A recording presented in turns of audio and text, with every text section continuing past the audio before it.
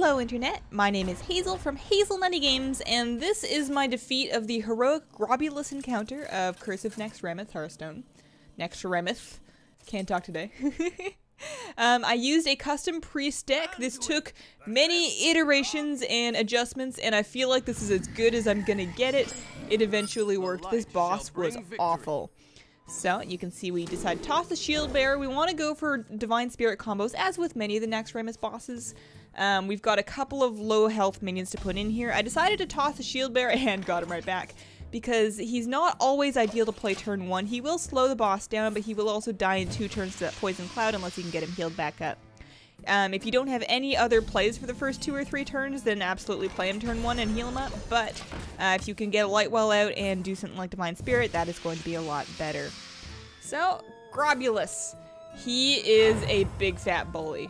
His hero ability, of course, deals 2 damage to all of your stuff, not his stuff, just your stuff, including you and your hero every single turn, and if that particular damage kills a minion, he's going to get a 2/2 slime. So, in this case, I think very hard, heal up my Lightwell, and toss out my Shieldbearer. The deck list, I'm going to overlay it on the left-hand side of the video so you can check it out and see what I use. None of this stuff is too expensive. We've got a Holy Fire in there. That could be switched out if you don't have it. Everything else, I think, is either a common or a priest card, aside from Nerubian Eggs, of course, but you'll get those from doing Nax. I like Nerubian Eggs in this deck, or against this boss just in general, because they will auto-pop. He does get a 2/2 slime, but you get a 4/4 Nerubian, so it works out okay. It's pretty good value. Not like the best thing ever, so there's something you're really hurting for if you want to add like a second Earthen Ring Farseer, then that can help. I like Priest against this guy because you need to do a lot of healing in order to keep your minions alive so that he doesn't get extra slime. That's basically the biggest thing I can think of to work towards, is try and not let that ability kill your minions so he doesn't get more stuff. And then you just need to be controlling his board and have enough removal to get rid of his big, disgusting stuff, because he does get big, disgusting stuff. He has this ability that we're going to see later called Mutating Ooze, I believe, for something like 3 mana.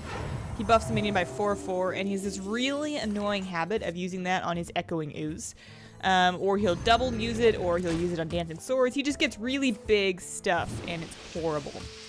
So you can see we dumped out a Gurubashi Berserker there. I like them quite a bit in this because they have high base health, so they tend to live for a while. And of course, every time they take damage, including from that hero ability, they're going to have their attack buffed. And as a priest, you have a couple of different methods to heal them back up. You want to heal those up to make them live for as long as possible, because you can get lucky and have that get comboed to really high damage very quickly. And Lightwell is on the board just healing and healing away. So, in this case, he's got a pretty full board. Holy Nova would be nice here, but we don't have it, so what are you going to do? And decisions. We decided to toss out a Cleric, which means we can heal our Gurubashi back up, get a card draw. There's our Temple Enforcer. If you don't want to use Temple Enforcer, if you find that you need lower cost minions, if you want to lower the curve a little bit, you can trade him out for some cultists, some of those cultists from Nax that give another minion 3 health when they die. It's not going to be as reliable because, of course, you don't know exactly when they're going to die, but it is a bit cheaper. I like Temple Enforcer because he's a good body and he's good for this deck. So he goes ahead and takes out my Gurubashi. It's sad, but that's all right. And I'm down to 1 health. 1 health at the 4 minute mark. It's a little bit tight, but you know, my Lightwell's got my back. He's my buddy. And we can actually AoE take out almost all of his board, heal myself back up for 2, and of course healing my whole board is going to draw me all of the cards ever. So we have 3 mana left, and we decide to pop a Inner Fire on our Lightwell to make it 9/9, which is nice and big and smashy.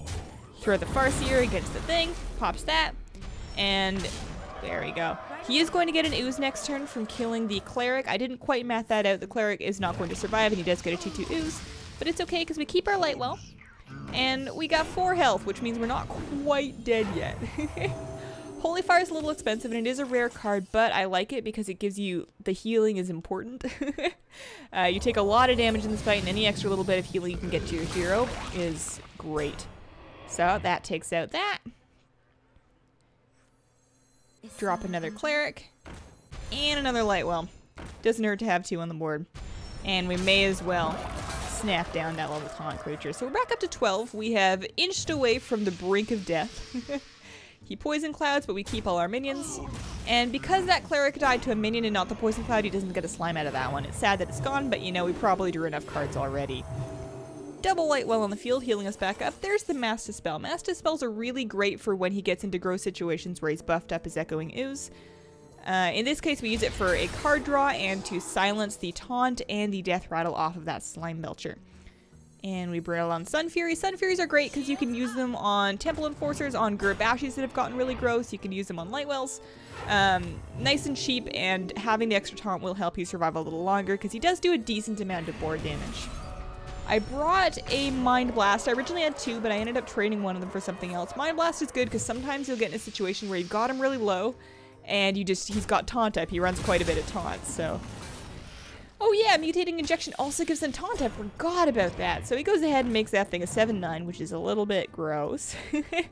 But, you know, that is why we bring Shadow Word Death. We've got 2 Shadow Word Death in this deck, so those can help against things that have been buffed with that ooze. And then Holy Nova and Mass Dispel are both good for kind of chipping things down, and silencing the ooze off at Mass Dispel is good. I considered running more Silence, just the 0 mana Silence card you can get as Priest, but I found I didn't quite need it. If you're running into a lot of Echoing Ooze problems, like what's about to happen right here, you can trade them for something. I'm just not quite sure what I would switch out. This deck does not have a whole lot of room. It kind of needs everything it has. So he's gone and made 2, like a pair of 9/10 taunt oozes, which is very rude of him. And we are at 11 health with full mana and 5 cards in hand. You'll notice that his hand is empty. So this is really gross, but he doesn't have a whole lot else he can do. He doesn't run a whole lot of draw, so once you've emptied his hand, he's going to be running a lot slower and he's going to be top decking. So there we are. Shame that we lost that Master Spell. That would have been good right about now. But we run a Gurubashi, drop that. We can kind of dump our whole hand in. That's going to be kind of necessary. We pull a Shadow Word Death, which is lucky, which lets us get rid of one of them. And then I use my extra mana to heal myself up because I want to get as far away from 0 health as possible. There we go. Poison Cloud again, buffing the Berserker, which then lets it trade almost completely for the ooze, of course. Now my Sunfury can trade for that just fine. I got this. So, trade Sunfury for that.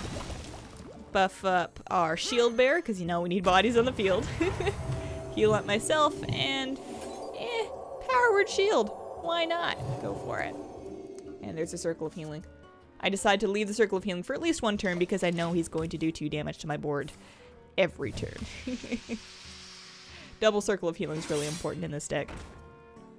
More often than not, you'll heal a lot more of your stuff than his.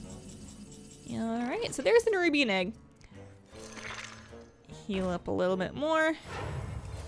And I know my Shieldbearer is going to save me for at least 1 turn, if not 2, against those swords, so I decided to go for face as opposed to taking out his dancing swords.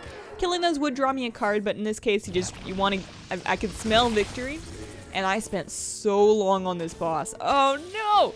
So long on this boss that I just wanted him dead very, very badly. So this is the point where I started to cry. I was so close, and I draw the luckiest Master Spell in the whole world. That silences him, and we just barely have lethal. So there we go. That's how I killed Heroic Grobbulus. Feel free to try this out. This is not an expensive deck if you're having issues with him. He's kind of a tough boss, but you know, it was kind of fun. Thank you so much for watching. Let me know what you think, and have a wonderful, wonderful day. Bye!